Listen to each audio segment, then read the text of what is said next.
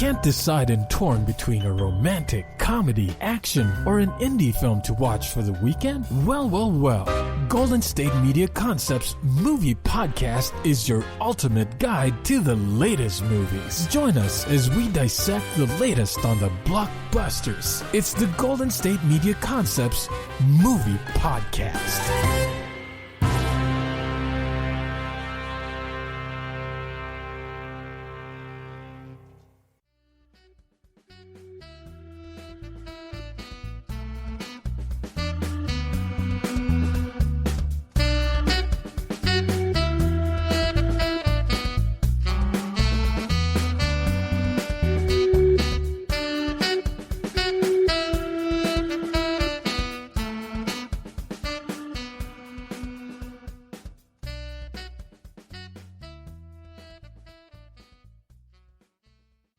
Hello and welcome to the GSMC Movie Podcast, brought to you by the GSMC Podcast Network. I'm your host, Casey Baum. I hope that you're all having a wonderful weekend. Today is Sunday, October 4th, and you know what that means. It's October. It's spooky season, folks, which means I'm going to only be talking about horror movies. Okay, that's not totally true. I am going to still keep my trend of talking about a new movie, a weekly watch, and a weekly recommendation. So the new movie might be a horror movie if I can find them, might not be. I just still want to have newer movies that came out this year. But my weekly watch and my weekly recommendation for this entire month are going to be all horror movies. The reason that is because it's my favorite genre, one of my favorite genres, and I tend to save horror movies till October. I pretty much only watch them in October. I watch some here and there if I find them interesting or fitting for a specific date or whatever, or it's a new movie. But overall, I try and save them for October because I think it's a really fun binge.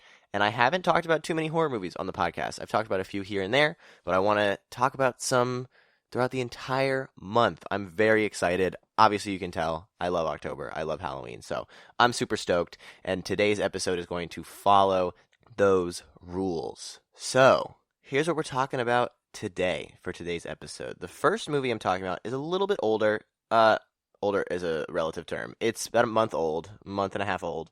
And I actually watched it almost right when it came out. So I've been sitting on this one for a hot minute because I did want to save it for October because I had some movies to go with it that I thought would be fun. But this one is called The Social Dilemma. It's a new documentary on Netflix. Then my weekly watch, I just watched it last night. I don't even think I've written down notes for it yet, so it might just be first opinion, first thoughts. And that one is called VHS, a horror movie from 2012, a found footage horror movie, because I forgot to mention this. With The Social Dilemma, I thought it'd be fun to do some technology, electronic-based horror movies. And so a lot of that kind of comes down to found footage or just ways in which the medium has been used that's very different. And so VHS fits that for sure. And because found footage is a genre that I really like, one of my favorite movies of all time is The Blair Witch Project. And that is my weekly recommendation, which I'm super excited to talk about. And I kind of think there's no other way to end this episode if I'm talking about the Blair Witch Project if I don't talk about the marketing behind Blair Witch Project. And it's going to tie this entire episode together really nicely because The Social Dilemma is somewhat about marketing and digital marketing, and that's something that the Blair Witch Project did extremely well and, in fact, kind of invented that form of guerrilla marketing for a movie. So that's the episode. I'm super excited. I think I got a lot to say about this episode, so let's get started. All right, so The Social Dilemma is a 2020 Netflix documentary directed by Jeff Orlowski, and it basically details the harmful effects that social media can have on mental health and politics, and a slew of other things surrounding that, but that's kind of the bulk of the film. It's mainly about social media, and about technology, and about smartphones, and how they impact our daily lives in a pretty detrimental way. So, for anyone who doesn't know, I am 20 years old, which means that I grew up in the digital age. I have grown up with the internet throughout my entire life. And in fact, I've grown up with smartphones through most of my life as well. The first smartphone was released in 2008. I was in third grade. And so I have had a smartphone since... Actually, I was pretty late to the party. So kudos to my parents for that one. But I had a smartphone freshman year of high school. So 5 years ago. So a little bit late. But I did have an iPod Touch, which is pretty much the same thing. It just can't make calls and could only work on Wi-Fi, so it just wasn't quite as... Which is actually a pretty good way to go. I don't think they even exist anymore. I just don't think they're making them, because I think all kids have smartphones at this point. But what I'm trying to say is that I've had social media for a very long time, for a lot of my developmental, not developmental years. That's like 0 through 5, right? No, throughout my like teenage years, throughout my social developmental years is when I have had a smartphone and social media. So this topic is pretty near and dear to my heart because a lot of it is about how social media and smartphones have affected kids or teenagers or people that are going into their 20s. A lot of it is, I think, targeted at older generations. So I would say probably 40 to 60 maybe, people with kids, because that's where a lot of the rhetoric is targeted throughout the movie. But there's definitely a message to be had for younger people, and a lot of it, I think, really struck a chord with me because this is stuff that I have seen happen in real time, or I have been a part of in real time. So this is a very close topic to me. I'm somebody who has wanted to, like, I'm sure everybody gets this feeling now, but like wanted to throw my phone in a lake every now and then and just completely go off the grid and then realize that everything on my phone is super convenient and I can't do that. So already I was on board for this documentary. I'm going to say that I really liked this documentary. Did I love it? I don't think I loved it because there were some filmmaking techniques that I thought were either maybe lazy is the wrong word, but definitely not innovative and somewhat manipulative, which is a little bit strange for a documentary like this. So I'll get into that in a little bit. But I did like the documentary because I think the way that I approach documentaries is you got to have 50% topic and 50% filmmaking. And so this one, I think 50% topic, already down, already got me. I'm sold. And then I would say probably like 25% filmmaking is kind of how I felt for it. I didn't love some of the filmmaking techniques, but let's talk about it. So you can't really do acting and screenplay, but we can do characters and story, because when I think of characters in a documentary, it's all of those people that have a testimonial, the reliable source that we are confiding in for all of this information throughout the documentary. And so for those characters, they're very compelling. And in fact, they're very credible, which I think is something that this documentary really has going for it, because all of the people that speak in this documentary worked for large corporations, large social media companies. And so one of them is somebody who created the Facebook like button. One of them is somebody who was the CEO of Pinterest. And so all of these testimonials feel very grounded and very informative. And so nothing feels like you could question it. Of course, some of the things that are coming out of these people's mouths are somewhat subjective, but I think they hold a lot more weight in terms of that subjectivity because of the fact that they did work for these companies and they really know what they're talking about. So even if some of their opinions on where democracy might be going or where mental health is going or how it's affecting people, some of those might be somewhat subjective because they just haven't had enough time to be studied yet. But I think they hold a lot more water just because of the fact that they were a big part of or even created some of these companies and some of these tools for social media. The other part of this documentary that's a little bit strange for me is there is a narrative component to this documentary. So there's a little bit of a plot line going throughout the entire documentary of a family where the kids seem to be very glued to their screens, except for one of them who doesn't have a phone at all. And so I don't know what her character was at all, but they tend to be really glued to their screens, and then it goes on to see how that affects their mental health, how that affects their political opinions, particularly from the kids' point of view. And while I liked what this was trying to do, I understood what it was trying to do, I think it kind of took away from the documentary because it's making this sort of fake scenario in a documentary that feels very real or should feel very real.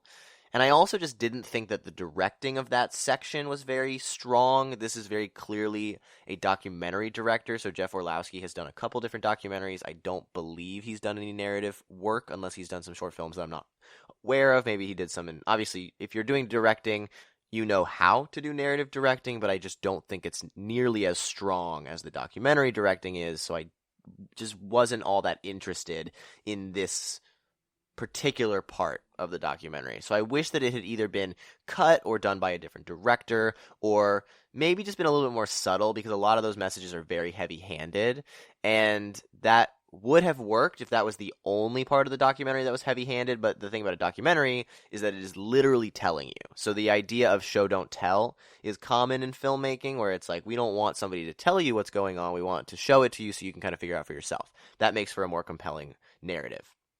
But for a documentary, it is literally people telling you things.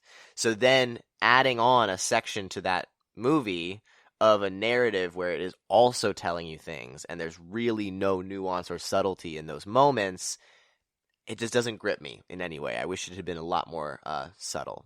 And so that kind of feeds us into the story. So I'm going to start with that narrative component because I think that's the part of the documentary that was the weakest point for me in particular. I was not a big fan of where the story went, how it was told. So I kind of mentioned how it was told. There's really no conclusion for this narrative. So it kind of doesn't really go anywhere. It ends a very open-ended, which could be fine. I think that's part of the point. But it just doesn't wrap up neatly because there's no real arc for these characters except for kind of our main guy character who was in Booksmart, who I really liked. And he's a really good actor. But the acting overall in this narrative section, I think part of this has to do with the directing, is just not very strong either, which is another reason why I didn't love this section of the documentary. There's also a section of that narrative which takes place inside of the phone, and there's three people who are sort of the personification of different elements of social media and the phone. And although I, again, liked the initial idea, the three characters are evil, and they're kind of the antagonist of that section of the documentary. And I think part of the point of the documentary as a whole is that the phone and social media in and of itself are not malicious. They're not evil. They're not the thing. They're not trying to ruin your life in any way. It's a pretty impartial part of just our daily lives now. And nobody behind the scenes is trying to ruin things. They might be, again, impartial to some of the things that are going downhill, but they're not actively trying to be bad. And so depicting the phone, the characters that are supposed to represent the phone, as bad, I thought kind of undermined that point. Also, they're just sort of like textbook bad, like just very like wink wink nudge nudge evil. The one part of that I did like, which is much more production design. Actually, I'll go into that in just a second because I do want to talk about some of the story of the actual documentary. The message is very solid. It's a very strong message. It knows exactly what it wants to say. It's not trying to devolve into anything else. It does have two very different components to it. There's kind of a section of the documentary that's focused on mental health, specifically among young kids or people who have grown up with social media. And then there's also a section that is about politics and about democracy and how a lot of social media is kind of swaying the ways election works and the ways that people's politics work into their daily lives. And so I really liked the messages that it had here. The one part that is a little bit, I realize that I'm kind of like knocking this documentary. I think it's because I want this documentary to be better than it is, because I do really like it and I like its message, but there are some things that just didn't work for me. And so some of it is that the premise of the documentary is that it is the phone and the social media is manipulating you. But the movie is very manipulative. So there's a lot of rhetoric that is really specific to try and like really get at your emotions. The music is very on the nose for when something is supposed to be really bad and really dramatic and really intense, or really light and really happy and maybe things will get better. And so the movie itself is fairly manipulative. And I think that's kind of a double-edged sword because it works to exemplify how social media has worked in our daily lives now, especially if you're like watching this on a phone on a Netflix app. I think that works really well. But it also kind of doesn't practice what it's preaching, in the sense that it's saying that this is a bad thing. The way it's manipulating you is not good. You need to think for yourself, but the movie is kind of also doing that. So I think it's definitely two sides of the same coin, which creates a very interesting discussion. And there is a really natural development on that message throughout the movie, so I will say that the movie is fairly cohesive, and I did really like what that message is, even if it is fairly manipulative. But it already had me on board, so, you know, it kind of is what it is.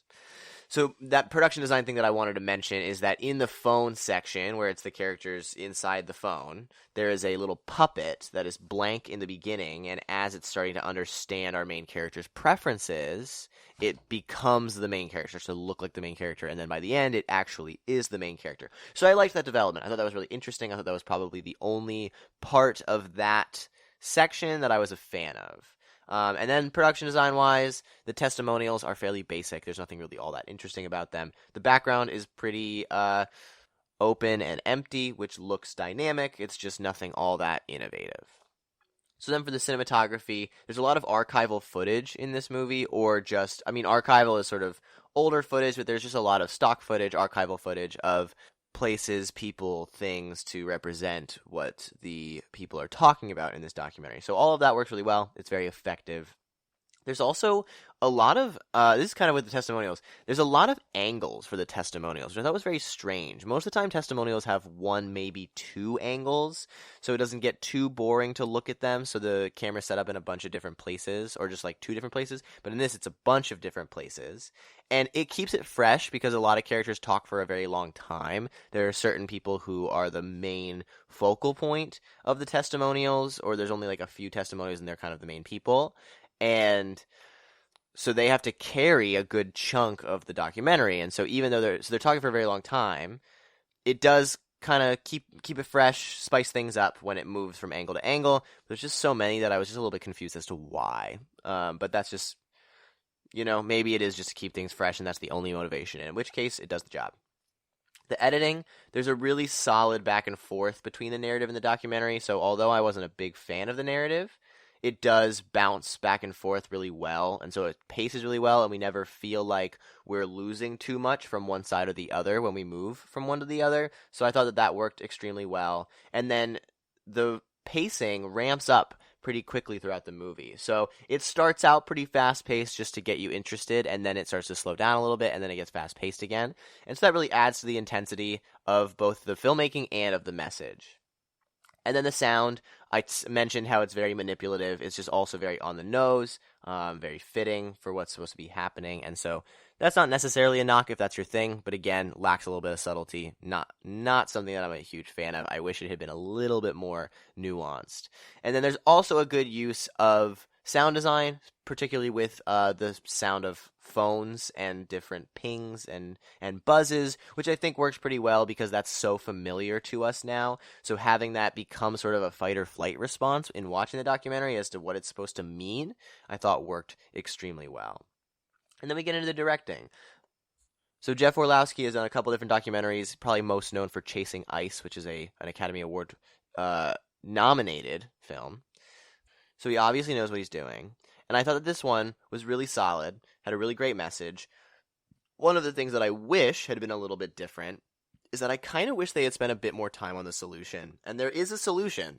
They do bring up a solution for this problem. And I wish that it had been a bigger chunk of the movie because the movie just feels a bit more down, just a bit kind of like sad by the end. You just feel a little gross inside. And I wish that they had kind of, instead of tacking on the solution in the last 10 minutes, maybe had it integrated into the movie in the last 30 and talked about some of the problems and then how that solution can actually fix the specific problems. And so a lot of that has to do with legislation, and I think it has a really strong idea, but it doesn't really compel you to action in any way because of the fact that it happens at the very end and everything else feels so down. It's easy to kind of get in the dumps after this movie and feel like, oh, it's hopeless, there's nothing left.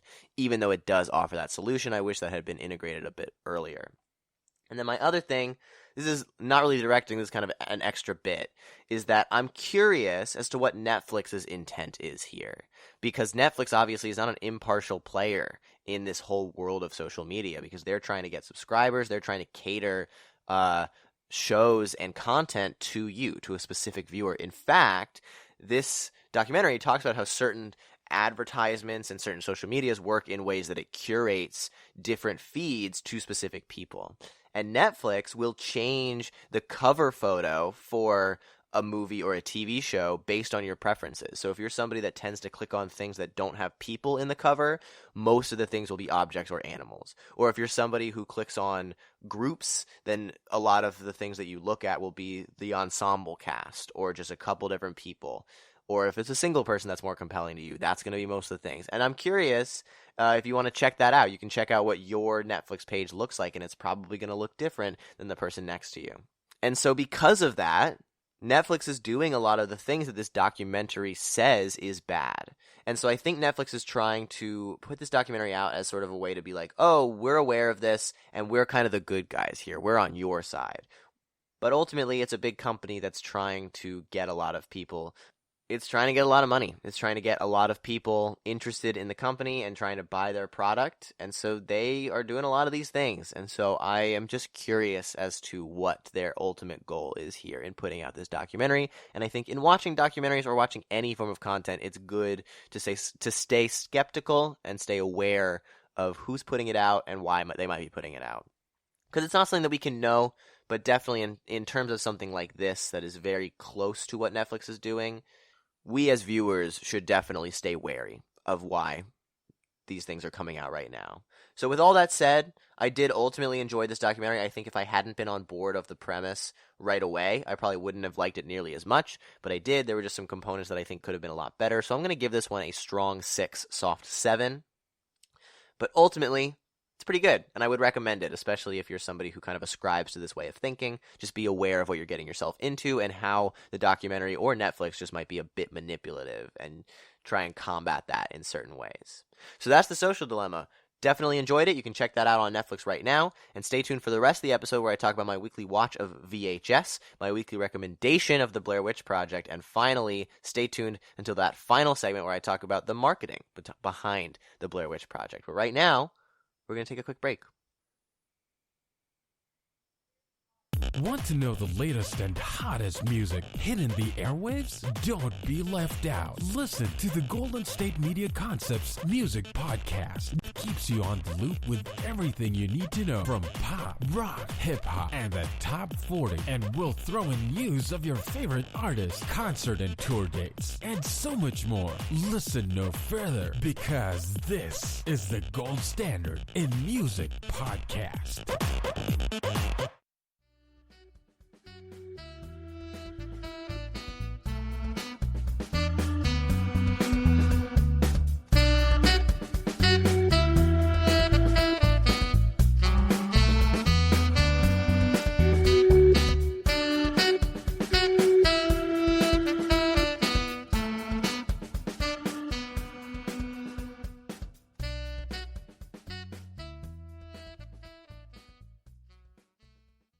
Welcome back to the GSMC Movie Podcast. I'm your host, Casey Baum. If you're just tuning in or skipping around a little bit, I've just given my review of The Social Dilemma, and now I get to start talking about horror movies. So first up this week is VHS, then I'm going to go into my weekly recommendation of the Blair Witch Project, and finally I'll end the episode talking about some of the marketing strategies behind the Blair Witch Project, which I promise is more fascinating than it sounds. But right now is VHS. So VHS is a horror movie from 2012 directed by a slew of people, famous people that you'll probably recognize, and I'll talk about it in a minute. And it basically is an anthology horror movie consisting of 5 to 6 stories, depending on how you slice it, all tied together through the themes of the internet and the digital age, along with finding VHSs. There's kind of a little bit of a story to tie everything together, but it's a little bit loose. So this is a horror movie that I had been somewhat anticipating for a little bit. I knew about it, although it's way more recent than I thought it was. I thought it was like early to mid 2000s, but it's 2012. I think I might have been thinking of Rec, which is similar. It's just not an anthology, I don't think. So this one is a couple different movies in one, which is kind of fun to talk about. It might make for the review to be a little bit discombobulated because some of the things are a bit different from one another. And like I said in the beginning, I literally just saw this last night. So I don't have any notes. These are just kind of like off the cuff initial thoughts, still trying to structure it in the same way that I do my normal reviews, everything like that. But what is cool about this is because of the fact that it's multiple different stories, there are some things that I can talk about that are different from other movies. So I can talk about each little movie kind of in and of itself, of which ones I liked, which ones I didn't like. And so I can kind of start with that. Basically, the movie starts. So this is not a spoiler because each movie's a little bit different. So I won't be spoiling each outcome, but I will kind of talk about what the stories consist of. So the first one basically follows a bunch of like rowdy, really socially deviant 20-something, maybe late teenage men, as they are sent by some unknown person or group to find a specific VHS tape in a seemingly abandoned or vacant house. And so that's kind of the first one. That's sort of the setup. And so then multiple characters within that segment put on VHSs while the other people are looking around for the one VHS to see what else the house has in store. And so that's where those other stories come into play. So the first story, I got to remember what they're called. So the first one I think is segment 64?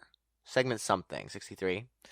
And then the first one is called Amateur Night, which apparently is the most popular one. I thought it was pretty good. This one was a strong start because I had no idea where it was going. It had a really great creature and a pretty great creature design. So this one is a bit more because also I was not really aware that that's the route this movie was going to take. I thought it was going to be much more paranormal, and there is a little bit of that, and realistically, there's not even a through line as to like what the creatures are. They're all pretty different, pretty diverse, and there is ghosts for sure.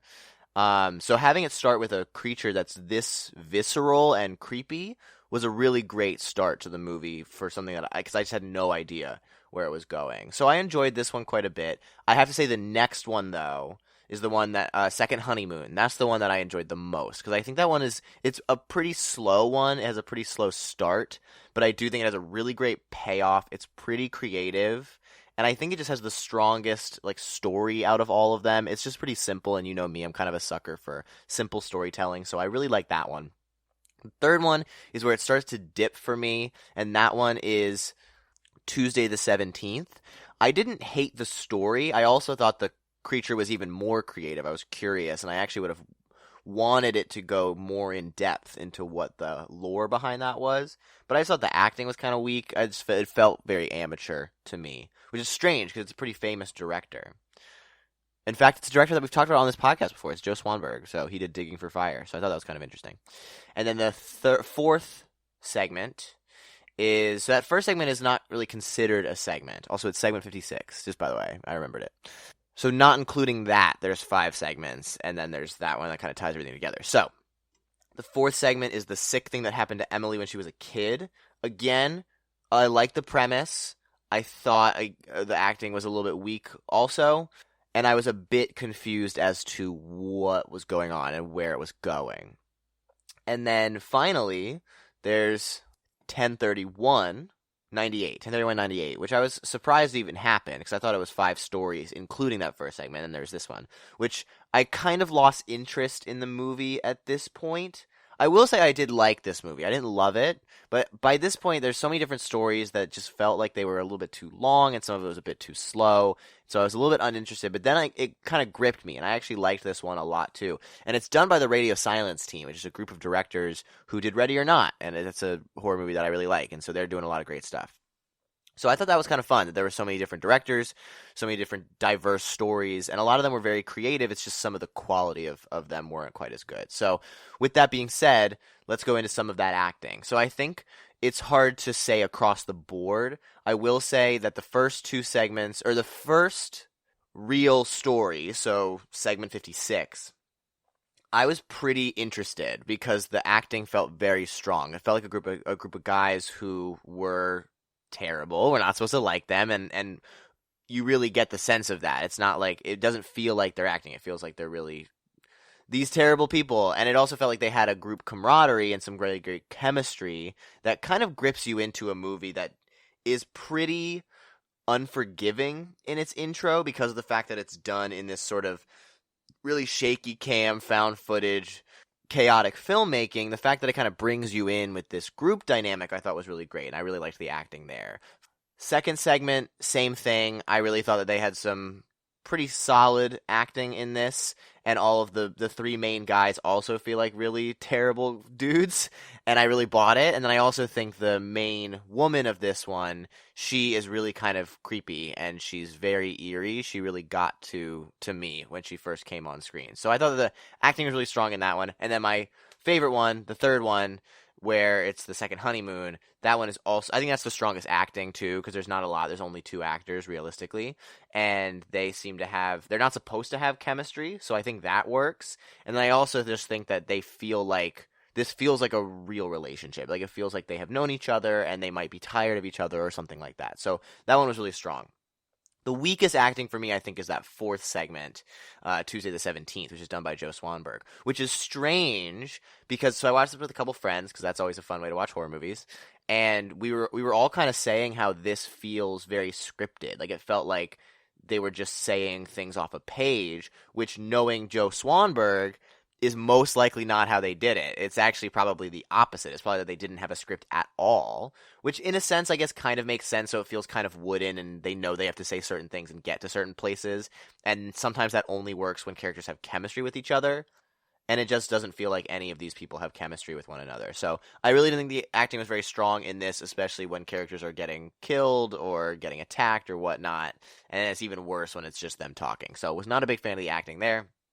The fifth segment, acting again, also not very good. It's a bit more difficult because they're not actually in the same room together. It's over like a FaceTime, so that's hard to do. And this is one of those first movies that kind of started to do that. And so I thought in that sense it was fine. And then there's a moment where a character is saying something and it's very expositional and it feels very expositional. So wasn't a huge fan of the acting there. And then finally, the last segment, 10/31/98, is also really good with the acting. The group dynamic works really well. They all seem to really know each other, and all of the reactions seem very organic. It seems like they are genuinely frightened. It feels like this is how real people would react in this scenario. So then we get into the screenplay. I like how this was set up. I actually like the initial setup. It's by no means the most compelling, and I don't think it has to be. It's really a vehicle for these other stories. And so I like the idea of doing an anthology horror movie because it really kind of keeps you on your toes. The problem with it in this one is that they just feel a bit too long. It feels like the beginning of each story kind of gets dragged out to the point where it needs to meet this specific runtime. It's like, okay, we got to make sure each one is about 20 minutes. And I just don't think the stories suited 20 minutes, and so by that point I would get kind of bored of things. So when something exciting or intense did happen, I just wasn't as gripped, except for the first two segments. Mainly the first two segments, I would say, does a really great job of building suspense. There's a lot of really solid tension there, and I felt like I was on edge, but because of the fact that those two established the idea that it's going to be a bit slower, it kind of made me lose interest for the next one. So I wish it had been a bit quicker and maybe even had more stories involved with it. So then production design, I think the house is pretty creepy. That's that main house that they're in. I also think it's smart to be doing this in a found footage style because you can kind of hide things in plain sight or strategically show things when you need to. And I think that's always a really great way to go about production design for a horror movie. I also love the creature design. Like I said, the creature design in the first one, which is seemingly, okay, I guessed, this is a minor spoiler, but I don't think it's really that big a deal because it is a creature and you kind of know that, and I'm not going to detail what happens. But I was like, I didn't know what the creature was. And I was like, I think it might be a siren. And then it's kind of vague as to what it is. You don't really know. But they actually made a feature film version of this segment called Siren. So I was right. I knew it. It's a siren, which is a great monster. I don't see that done very often in horror movies. I think maybe once in like Cabin in the Woods or something. So now I'm just kind of going to try and speed through some of the other things about the movie. The cinematography is very chaotic. It's really hard to get into it. It takes a minute. It's very nauseating, and especially because the first 15-20 minutes just not a lot goes down. There's really no build up to a story. It kind of just happens, and so there's a lot of, it's also like that first scene is really hard to watch, and I was not aware that that was kind of where the movie was going. I didn't realize that it was going to be a fairly sexual horror movie, which is ultimately what ended up happening, which I'm fine with. I just didn't know it was going down, so that first scene is a bit difficult to watch. and it's not made easier by the cinematography. So it's a really difficult entry point, but once you get into it, I like some of the devices that are being used. I like the idea of having the webcam being shown. Sometimes the quality is really low, sometimes the quality is really high. And I'm generally a fan of found footage. I know a lot of people are not, but I think it's a really great storytelling device to get an audience member invested into a story because you're literally a part of the story, especially for a movie like this where you have to get people invested pretty quickly. So I think it works really well here, and I was actually a pretty big fan. It's just hard to get into right off the bat. Then the editing, again, I would have liked some of those stories to be a bit faster paced. I do think it bounces between them pretty well. Everything is a similar length, except for Tuesday the 17th, which felt very short to me. I don't know the actual runtime, and maybe I'm wrong. Maybe that is the editing, but it did feel pretty short, and so that one felt a little bit out of place. But even bouncing between the stories and in the middle when they go back to the main story, I thought the amount of time you spend with the main story feels reasonable. It feels like this is the amount of time that I would want to spend. I don't need to spend any more time. Okay, now we're on to the next story. So that pacing, I think, works pretty well. And then with found footage, it's pretty simple to cut on action, and so there's a lot of solid cuts to get things moving around. And I always like when you're filming something and then cut immediately to something else because it feels like you just skipped a tape, which I always like that style, and it works really well here. The score, sound, there's not much of a score in this movie. It's nothing that I can really pin out. And I also think that the sound design, there's like some solid creature design. It kind of varies for each movie, but I do like all of the electronic sounds. It makes it feel like it is a VHS or a webcam or something like that. And so the sound design there is really solid, but other than that, nothing to write home about, nothing all that major.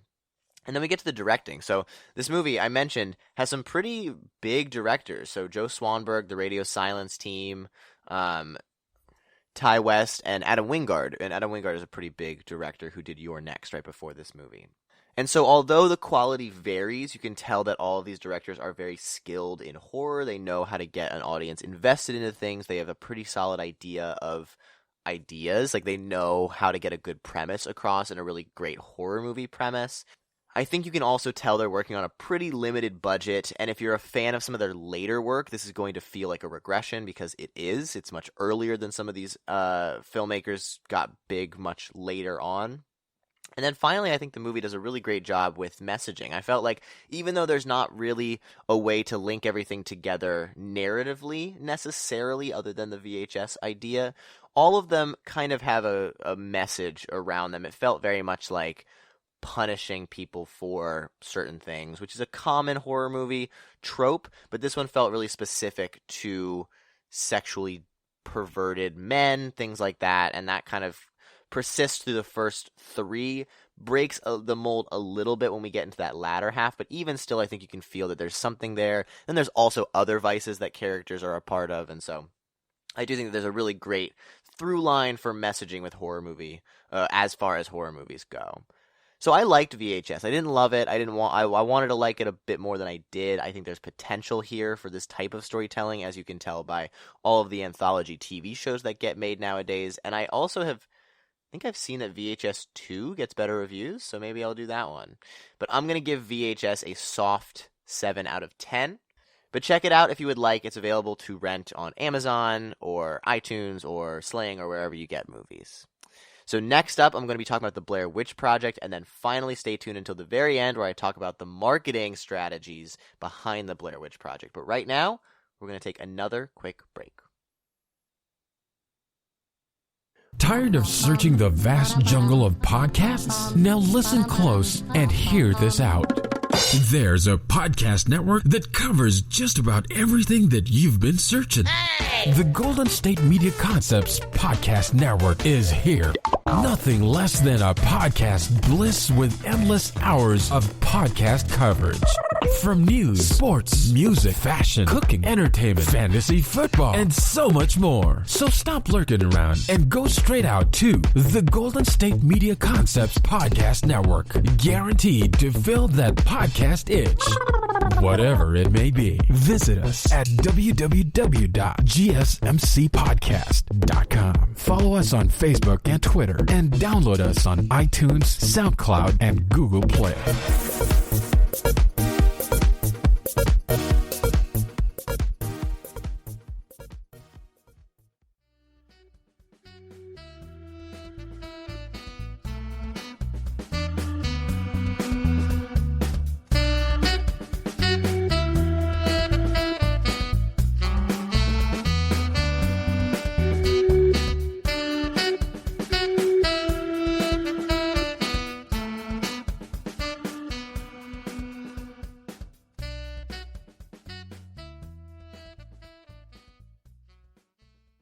Welcome back to the GSMC Movie Podcast. I'm your host, Casey Baum. If you're just tuning in or skipping around a little bit, I have just given my reviews of The Social Dilemma and VHS. I will now be going into my weekly recommendation of the Blair Witch Project, and stay tuned until the final segment where I talk about the marketing behind the Blair Witch Project. So right now is the Blair Witch Project, which is one of my favorite movies of all time. Being a big horror fan, this is one of the first movies that kind of got me into horror. I would say this is probably like first 5 horror movies maybe that I watched, maybe even first 3.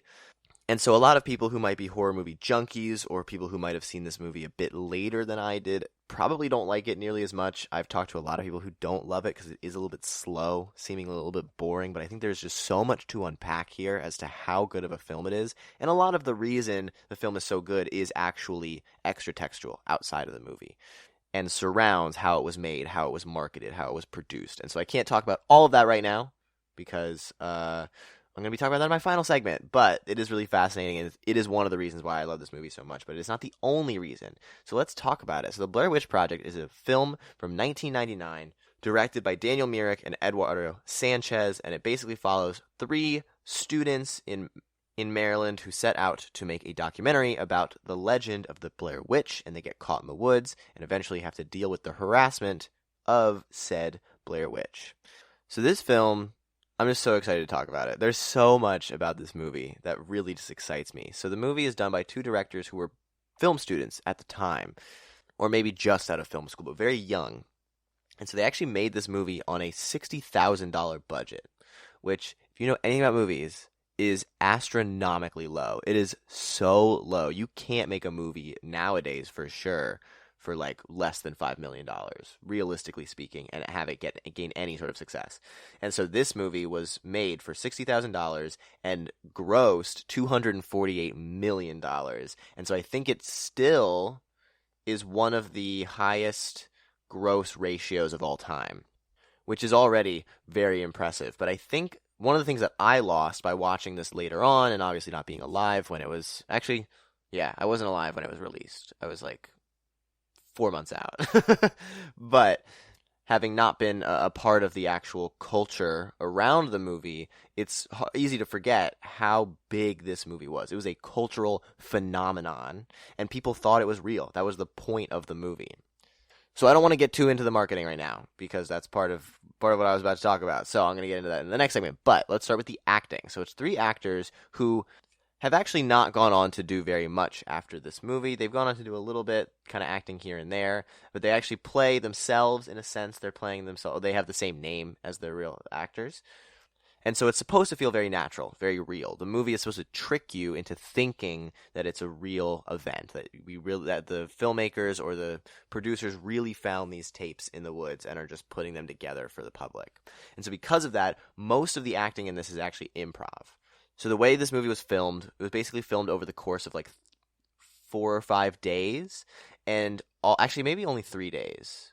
Pretty short period of time. And all 3 of the actors were alone in the woods with these cameras, and the 2 directors were very hands-off, but they told them where they would need to go and what they would need to do, and like what they would need to say in certain moments to make the film work, and they would just kind of film at certain moments. And they'd have to hit certain checkpoints that the directors had set up so that they could like actually get to the story beats of the movie. And so the actors had to kind of do the movie the entire time. They were rolling throughout most of their experience, throughout the kind of duration of their experience in the woods. And they actually had code words because they wanted to break character sometimes, and because they had the same names, it would be hard to do so. And so they would have a code word to break character. I think it was like banana or something. It was something like very strange. And speaking of banana, the directors really made these actors feel vulnerable. And one of the ways they did that in being hands-off is because, and this is not protocol, probably bad practice, and if these actors had been in a union, would definitely not have happened, but they were fed very little throughout the day. They basically had like, it was like rice and a banana and like oatmeal or something. It was like very little food at these checkpoints, and that was because they wanted these to feel very vulnerable and very real, very like raw. And you can feel in the performances I said almost a documentary. I know I was talking about a documentary earlier, and this feels like a documentary, but it's not. Don't worry.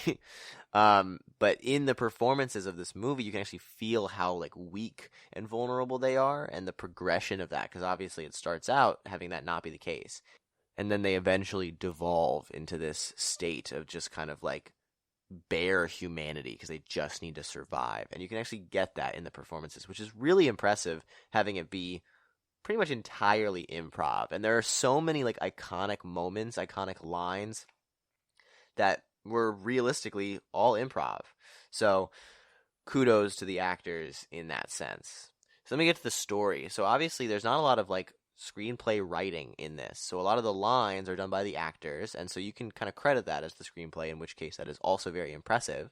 But the thing that I want to kind of point out is just how great the story is, because it feels very realistic. It feels like this could plausibly happen, and everything is so vague and nothing is really shown that this could be real footage. Like, in the sense that there are a lot of kind of urban legends or unexplained things. This could be one of those unexplained things because you don't really get a sense of anything actually happening.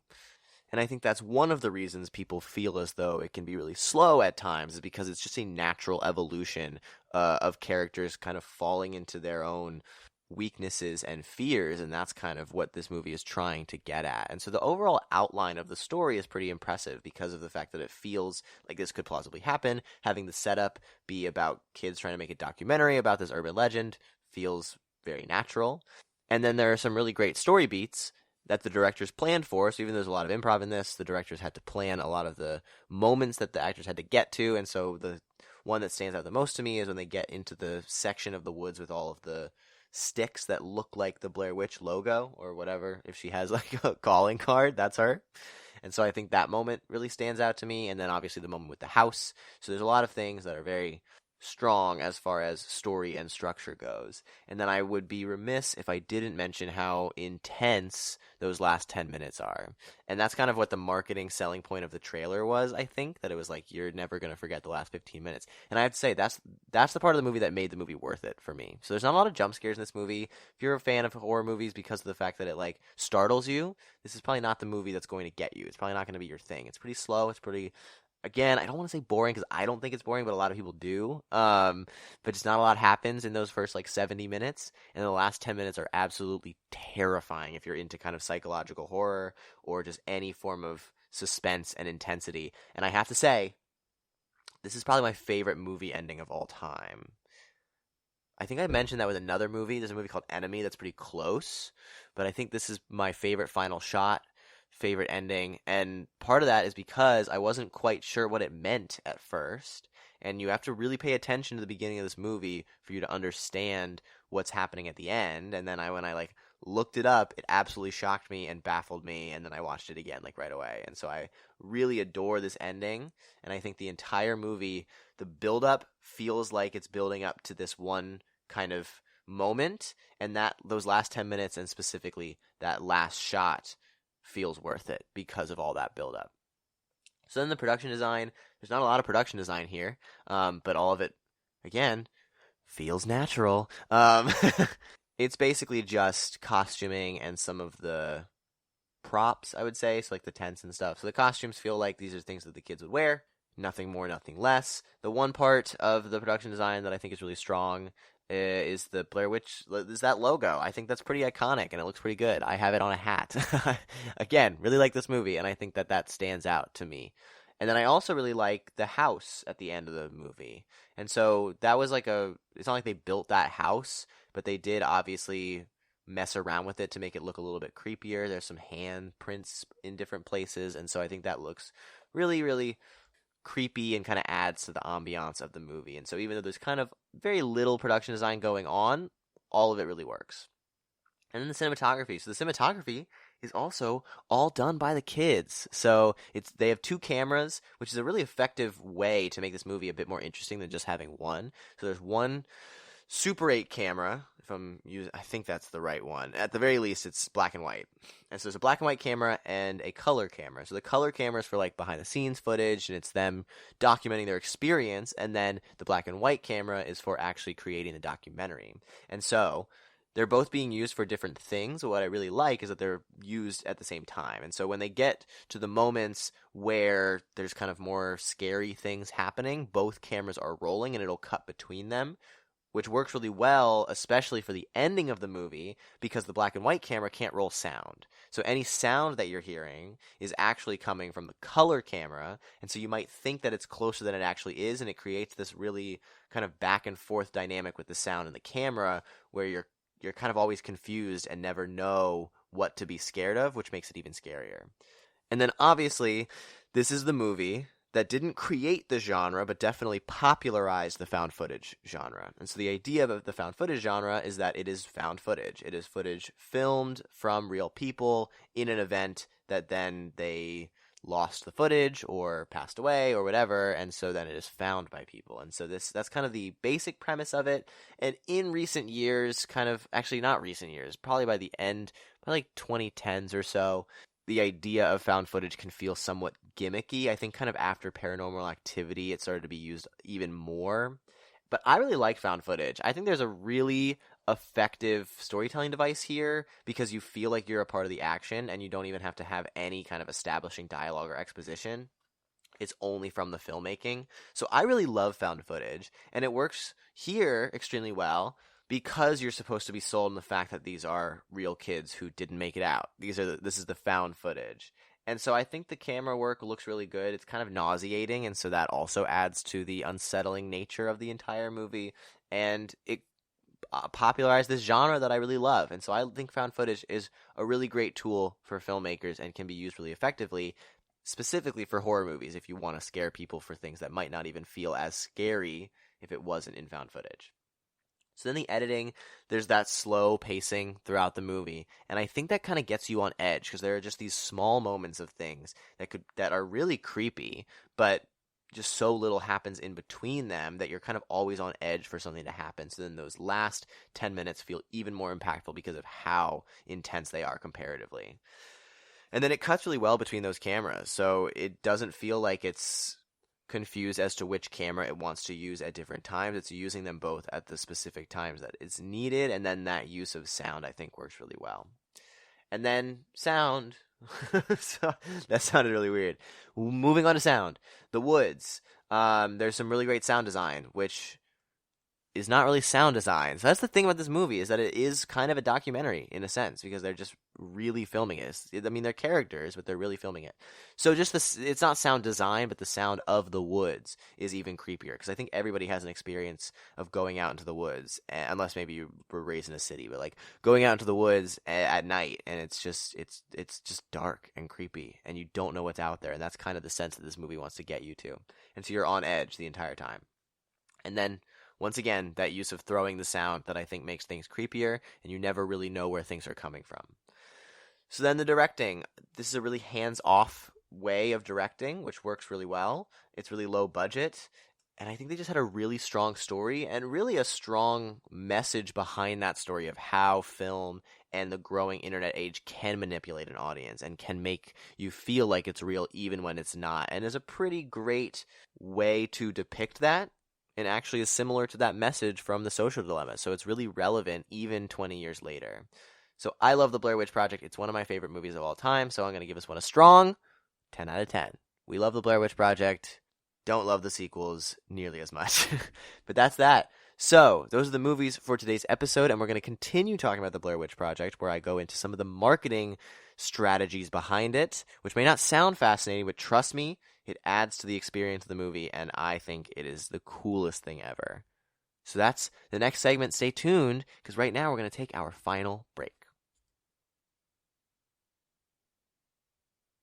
Watching TV has changed over time. Streaming has become the new norm. That's why Golden State Media Concepts television podcast dives headfirst to the world of cord cutting. Want to be on the loop of what's hot in Netflix? Or if it's not a preference, what about original shows in Hulu? We've got you covered. Join us as we fill in the blank and talk about movies to stream and what show you should be binging. This is the Golden State Media Concepts television podcast.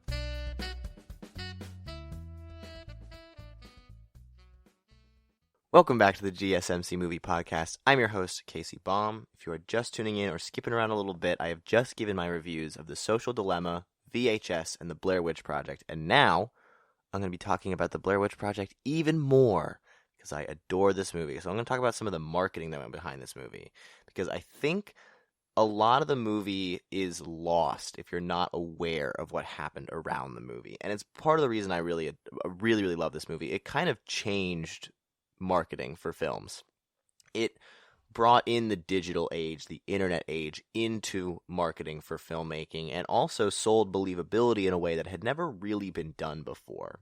So I'm going to try to run this down as best I can. So, Myrick and Sanchez created this movie intentionally to seem believable, in part because that was their idea, in part because they had no money. So it was easier to make it look like a documentary because then they wouldn't have to do it looked amateur, and that was part of the point. So they create this movie, and they actually ended up with 20 hours of footage by the end of the film experience. So they were editing it down, trying to come up with the best way to put this movie together. It ended up being about 80 minutes long. So it's a very short movie. It feels a bit longer because of how slow it is, but it is a fairly short movie. And they didn't really have any money to market the movie. So instead, they created a website online that detailed all three of the actors' lives. So when they were younger, different ages in middle school and high school, up until the point of the filming of the Blair Witch Project, and then there's nothing. They also made the actors agree to not make any public appearances about the movie and agree not to take any film roles while they were marketing the film, which is kind of crazy for such a low-budget movie that these actors even agreed to do that.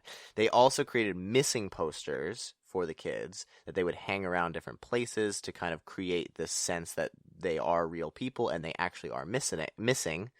And the final thing that they did is, since they had so much footage, and a lot of the movie, at least the beginning of the movie, is based around the legend of the Blair Witch and getting like testimonials from people who lived in Blair, or now Burkittsville, they took the extra footage that they had and made a 45-minute documentary called The Curse of the Blair Witch that basically details the legend of the Blair Witch and has nothing to do with the kids to make it seem like an actual mythology, and were able to air it on a pretty low, small channel at the time called the Sci-Fi Channel, which is now much bigger. And then they realized that they needed to get it out there some way. They needed a distributor to buy it because they didn't have the money to do so. And so they ended up becoming the first, I didn't know this is crazy, the first horror movie to ever premiere at Sundance Film Festival. So when that happened, they did the same thing. They kept updating the pages that they had. Oh, the last thing that I forgot is that they made the actor's IMDb page say missing, presumed dead, which is also kind of crazy because these are real people. So then when it's at Sundance, it premiered at midnight, and they decided to take the missing posters that they had made and hang them all around Park City, Utah. And so by the time that the movie premiered, the line was out the door. So then a film studio called Artisan Film Studios bought the film for $1.1 million, which compared to the amount of money they spent on it is miraculous. And they decided that they needed to do the same thing with the viral marketing. They wanted to keep it low, and low supply, high demand was kind of the idea. So they continued to update the website, and they knew that the target demographic for this movie that would be checking on the internet for information about the Blair Witch would be college students. They would be the most likely to be willing to go on the internet to look for more information. So they decided to tour it around colleges, mostly in the Mid-Atlantic Northeast, because that's where the film takes place. And what they did is they didn't have any of the actors show up to these screenings. They hung the missing posters around the campuses that they would premiere at, and they basically would show the film, and before introducing it, they wouldn't say that this is the movie that we made. They'd say, this is footage that we found, that we pieced together, here's a movie, here you go.